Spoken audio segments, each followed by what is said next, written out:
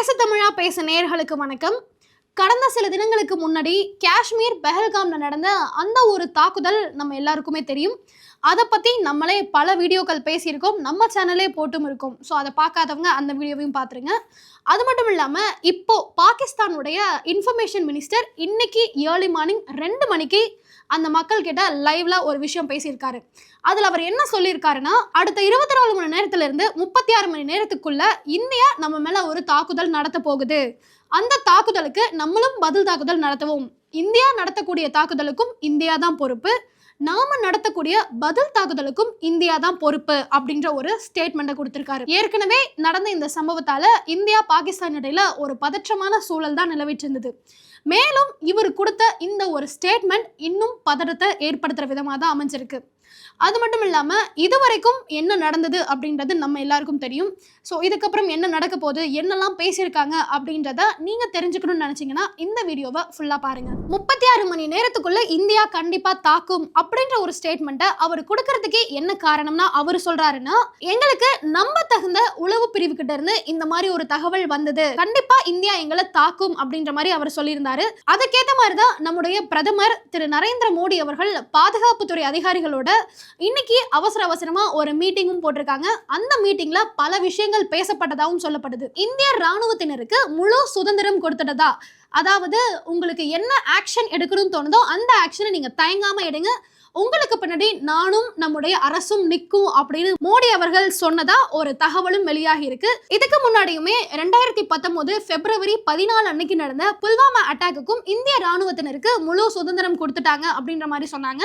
So அப்போ பிப்ரவரி 26 அன்னைக்கு ஒரு சர்ஜிக்கல் ஸ்ட்ரைக்கை இந்திய ராணுவத்தினர் கையில் எடுத்தாங்க. அதை தான் பாலகோட் ஆர் ஸ்ட்ரைக்னு சொல்லுவாங்க. அந்த தாக்குதலுக்கு தக்க பதிலடியை இந்திய ராணுவத்தினர் கொடுத்தாங்க. அதே போல இந்த பெஹல்காம் தாக்குதலுக்கும் தக்க பதிலடி இந்திய ராணுவத்தினர் இனிமேல் கொடுப்பாங்க அப்படின்ற ஒரு எதிர்பார்ப்பு தான் இந்த தகவலுக்கு அப்புறம் எல்லார் மத்தியிலும் பரவிட்டு இருக்கு. பாகிஸ்தான் என்ன சொல்றாங்க அப்படின்னா, இந்த சம்பவத்துக்கும் எங்களுக்கும் எந்த சம்பந்தமும் இல்லை, நாங்க எதுவுமே பண்ணல, இந்தியா அவங்களுக்குள்ளே நடத்திக்கிட்டு எங்க மேல பழிய போடுறாங்க அப்படின்ற மாதிரி ஒரு பக்கம் சொல்லியிருந்தாங்க.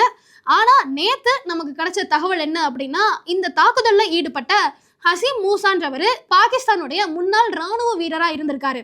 இந்த தாக்குதல் மட்டும் இல்லாம இதுக்கு முன்னாடி இந்தியாவில் நடந்த சில தாக்குதலுக்கும் அவர் தான் பிளான் போட்டு எக்ஸிக்யூட் பண்ணியிருக்காரு அப்படின்ற மாதிரியான ஒரு தகவலும் வெளியாகி இருக்கு. இப்போ இந்த பெஹல்காம்ல நடந்த இந்த தாக்குதலுக்கு பாகிஸ்தானுடைய ராணுவ தளபதி அசீம் முனீர் தான் ஒரு ஸ்கெட்ச் போட்டு கொடுத்திருக்காரு, அவர் தான் ஒரு பிரெயினா இருந்து செயல்பட்டிருக்காரு அப்படின்ற மாதிரியும் ஒரு பக்கம் ஒரு தகவல் வந்துட்டு இருக்கு. அது எந்த அளவுக்கு உண்மைன்றது நமக்கு தெரியல.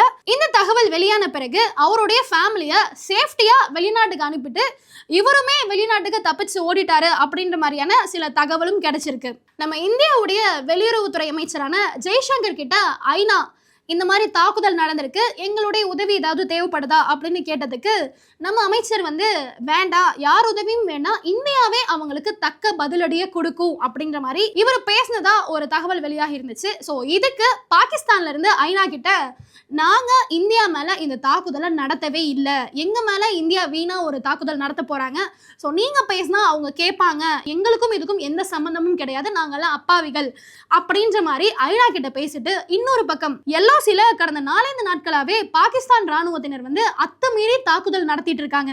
இந்த மாதிரி இரட்டை வேஷம் தான் பாகிஸ்தான் போட்டுட்டு இருக்கு அப்படின்றது இந்த சம்பவத்துல உறுதியாகி இருக்கு. அது மட்டும் இல்லாம ஆரம்பத்துல இந்த பெஹல்காம் தாக்குதலை நாங்க தான் பண்ணோன்னு ஒத்துக்கிட்ட எல்இடி அமைப்பா இருக்கட்டும் இல்ல டிஆர்எஃப் அமைப்பா இருக்கட்டும், இவங்க பாகிஸ்தானை தான் ஆரிஜினா கொண்டவங்க. அதன் பிறகு நாங்க இதை பண்ணவே இல்லை அப்படின்னு இவங்களுமே பிளேட்டை திருப்பி போட்டுட்டாங்க. அது போக நான் முன்னாடியே சொன்ன மாதிரி இந்த சம்பவத்துல ஈடுபட்டிருந்த ஹசீம் மூசா, இவரும் பாகிஸ்தானுடைய முன்னாள் ராணுவ வீரர் தான். ஸோ இவ்வளோ இருக்கும் போது எங்களுக்கும் இதுக்கும் சம்மந்தமே இல்லை அப்படின்னு அவங்க எப்படி சொல்லலாம்? இதுக்கு அவங்க என்ன பதில் சொல்ல போறாங்க அப்படின்றதே தெரியல. இதெல்லாம் ஒரு பக்கம் இருக்க, இன்னொரு பக்கம் பார்த்தீங்கன்னா பல உலக நாடுகள், அதாவது இஸ்லாமிய நாடுகள் உட்பட பாகிஸ்தானுக்கு எதிராகவும் இந்தியாவுக்கு ஆதரவாகவும் தான் இருக்காங்க. ஸோ இதை பார்த்து பயந்த பாகிஸ்தான் என்னடா எல்லாருமே நமக்கு அகெயின்ஸ்ட் ஆகிட்டாங்களே, இப்போ நம்ம என்ன பண்ணுறது அப்படின்னு யோசிச்சு ஒரு மாஸ்டர் பிளானை கையில் எடுக்கிறாங்க.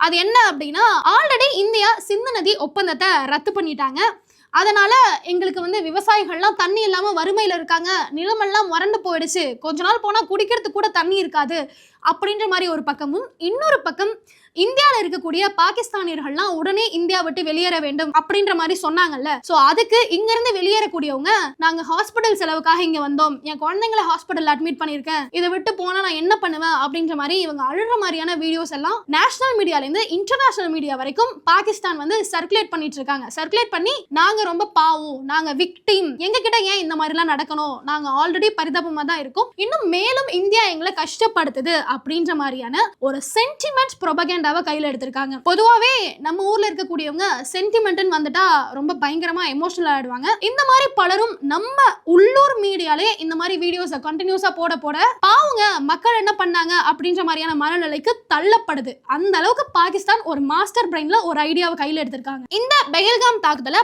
பாகிஸ்தான் இந்த சமயத்துல நடத்தினதுக்கான ஒரு காரணமா என்ன சொல்லப்படுது அப்படின்னா, ஏற்கனவே பாகிஸ்தானுக்கு நிதி உதவி பண்ணிட்டு இருந்த பல நாடுகள் கடந்த ஆண்டே அவங்களுடைய உதவிகளை நிப்பாட்டிட்டாங்க. அது போக பாகிஸ்தானுடைய பொருளாதாரம்ன்றது ரொம்பவே அடிமட்டமான நிலையில தான் இருந்துச்சு. அவங்களுடைய முன்னாள் பிரதமரான இம்ரான் கானையும் ஆல்ரெடி அரெஸ்ட் பண்ணி ஜெயில வச்சிருக்காங்க. அரசியல் ரீதியாகவும் சரி பொருளாதார ரீதியாகவும் சரி ரொம்ப அடி வாங்கிட்டு இருந்துச்சு பாகிஸ்தான். அது மட்டும் இல்லாம ஒரு பக்கம் பலுச்சிஸ்தான் லிபரேஷன் ஆர்மி BLA ஒரு பக்கமும், இன்னொரு பக்கம் TTPன்னு சொல்லப்படுற தாலிபான்ஸ் ஒரு பக்கமும் பாகிஸ்தான் கூட தொடர்ந்து ஒரு தாக்குதல்ல ஈடுபட்டு தான் இருந்தாங்க. இந்த ஒரு இக்கட்டான சூழல்ல பாகிஸ்தான் ஒரு புத்திசாலித்தனமான ஒரு ஐடியா போடுறாங்க. இப்படி நமக்குள்ளே நாம அடிச்சுக்கிட்டோம் அப்படின்னா ஒண்ணுமே பண்ண முடியாது, நமக்கான ஒரு எதிரியை தேடணும், அவன் பக்கம் எல்லாத்தையும் திருப்பி விட்டுட்டோம் அப்படின்னா நம்ம கொஞ்சம் நிம்மதியா இருக்கலாம் அப்படின்னு சொல்லிதான் இந்தியா மேல இந்த பெஹல்காம் தாக்குதலை திட்டமிட்டு நடத்தி இருக்கு. இந்த மாதிரி ஒரு தாக்குதலை திட்டமிட்டு நடத்திட்டோம் அப்படின்னா இந்தியா கண்டிப்பா பதிலடி கொடுக்கும்.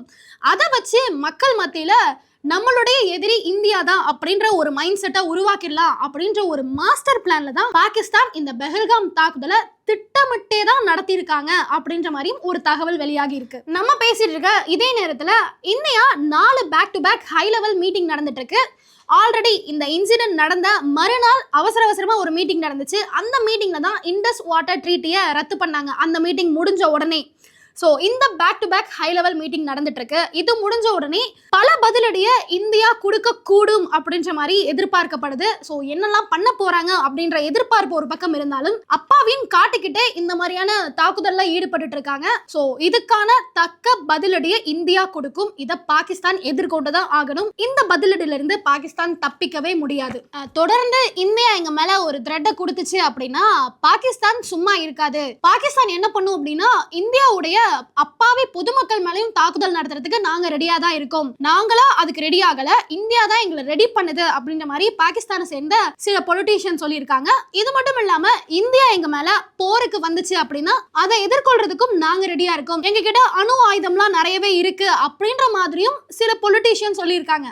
ஆனா பாகிஸ்தானுடைய உண்மையான நிலை என்ன அப்படின்றது அவங்களுக்கு நல்லாவே தெரியும். அப்படி இருந்தும் எதுக்காக இந்த மாதிரி ஒரு ஸ்டேட்மெண்ட் கொடுக்கறாங்க அப்படின்றதா $1 மில்லியன் கொஸ்டினாவே இருக்கு. ஒரு பக்கம் பாகிஸ்தானுடைய பொருளாதாரம் ரொம்ப அடி வாங்கியிருக்கு, இன்னொரு பக்கம் BLA TTP இவங்க கூட உள்ளுக்குள்ளேயே ஒரு சண்டை போயிட்டே இருக்கு. அப்படி இருக்கும்போது இந்தியா கூடவும் ஒரு போரை பாகிஸ்தானால தாங்க முடியுமா அப்படின்ற ஒரு கேள்வி வருது. இது மைண்ட்ல வச்சுட்டு தான் பாகிஸ்தானுடைய முன்னாள் பிரதமர் நவாஸ் ஷெரீப் அவரு எப்படியாவது இந்தியா கூட இருக்கக்கூடிய கான்ஃபிளிக்ட பேசி சரி பண்ணுங்க, இத வாரா எடுத்துட்டு போகாதீங்க அப்படின்ற மாதிரி ஒரு ஸ்டேட்மெண்ட்டையும் சொல்லியிருக்காரு. தொடர்ந்து பாகிஸ்தானுக்கும் இந்தியாவுக்கும் இடையிலான இந்த பதட்டமான சூழலை பத்தி பேசு தமிழா பேசல பல வீடியோக்கள் போட்டிருக்கோம். அது மட்டும் இல்லாம பல எக்ஸ்பர்ட்டோட இன்டர்வியூவும் நம்ம சேனல்ல இருக்கு. இது குறித்து இன்னும் பல தகவல்களை நீங்க தெரிஞ்சுக்கணும், இல்ல எக்ஸ்க்ளூசிவான அப்டேட்ஸ் உங்களுக்கு வேணும்னு நினைச்சீங்கன்னா நம்ம சேனலை கண்டினியூஸா வாட்ச் பண்ணுங்க. நன்றி, வணக்கம், ஜெய்ஹிந்த். ஒவ்வொரு மாதமும் 1 கோடிக்கும் அதிகமான பார்வையாளர்களை சென்று சேரும் பேசு தமிழா பேசு சேனலில் உங்கள் நிறுவனத்தை விளம்பரப்படுத்த வேண்டுமா? திரையில் தெரியும் எண்ணை இப்போதே தொடர்பு கொள்ளுங்கள்.